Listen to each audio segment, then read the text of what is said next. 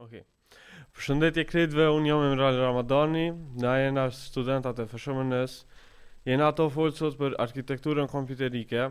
Mos mendoni që janë vetëm tema, teori, po kena me bo sa ma thjesht për ju të mundve.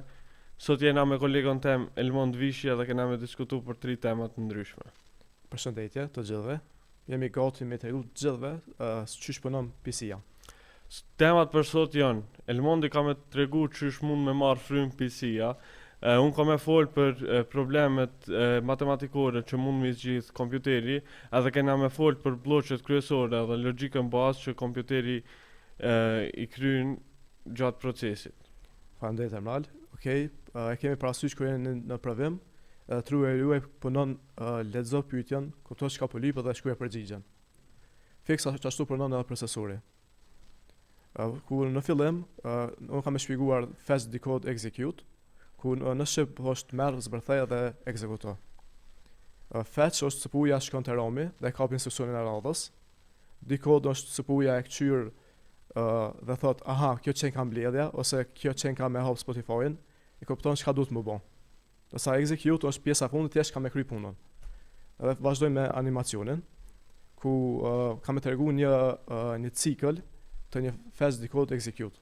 Ku së pari kam filluar me fazën e parë, ku është faza e marrjes, fetch, ku së pari përmbajtja e program counter, transferohet në memory address register, ku më pas control unit dërgon një sinjal kontrolli në memorien për të marrë informacionin në lokacionin e memories që gjenden në marrë. Kjo kërkesë ka me udhëtu duke përdorur busin e adresës. Këtu informacioni që gjenden në lokacionin e memories ka më transferu në memory data register. Pastaj instruksioni ka nga MIDIR kopjon në current instruction register dhe control unit pastaj rrit program counter për të treguar instruksionin e radhës.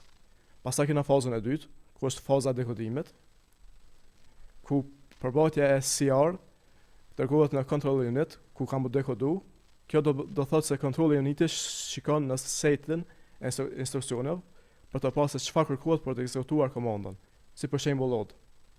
Pastaj kena fazën e tretë, që është ekzekutimi, për instruksionin load, ku control uniti ka me shiku komandën load dhe ka me kuptu se çka duhet të marrë të dhëna nga adresa 5.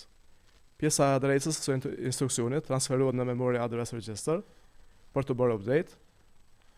Control unit dërgon një sinjal kontrolli në memorie për të marrë lokacionin e të dhënave që gjenden në marrë.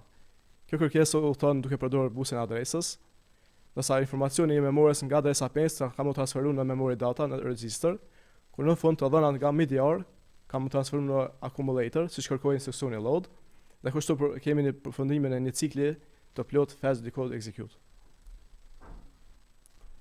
Domethënë ky cikël ka menduar miliarda herë në sekond, pra mendoni sa luhet ky e na ankumi për më na ngel PC-ja vetëm 2 sekonda.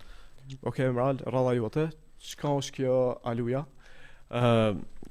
Pa këto, kompjuteri ishte kon thjesht një objekt. ALU në kupton Algorithm Logic Unit, që do më thonë është një nërd brenda kompjuterit që i bon krejt detyrat e matematikës. Ato janë 2 sende kryesore, aritmetika është mbledhja, zbritja, shumëzimi, pjesësimi, gjitha proceset matematikore, po në kompjuter shfrytëzohen si për shembull kur luan CS:GO, aritmetika shfrytëzohen nëse e ke gjujt dikont, e tregon a e ke rrok apo e ke huç.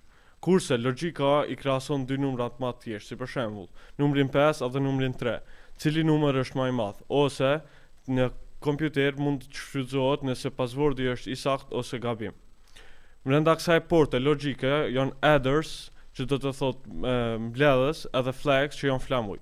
Këtu në kompjuter është shembull i konkret si te makina, kur shkon diçka keq, atëherë ka mundes një dritë te makina. Kështu, nëse shkon diçka keq gjatë procesimit të mbledhjes, atëherë kompjuteri do të na shfaq një mesazh error.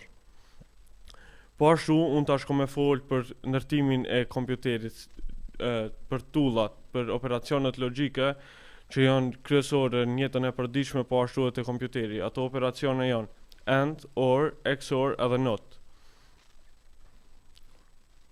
Okej, çka është funksioni AND?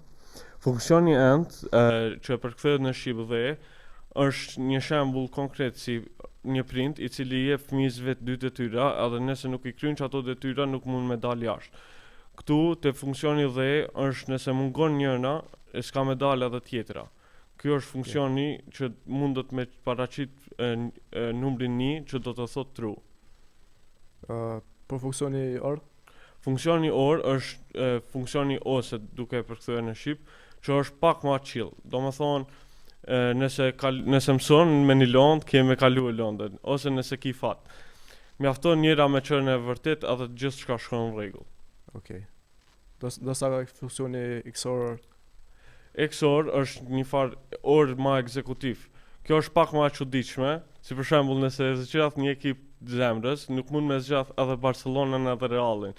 Ti duhet me pas ose njënën ose tjetrën. Të dyat me njëherë mundin me shkaktuar një problem. Mu ka ndryshe, nuk mundin me funksionuar me njëra tjetrën. Kurse funksioni i fundit është funksioni not.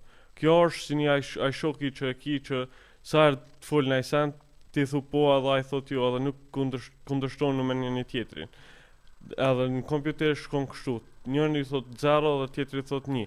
Është kaq e thjeshtë.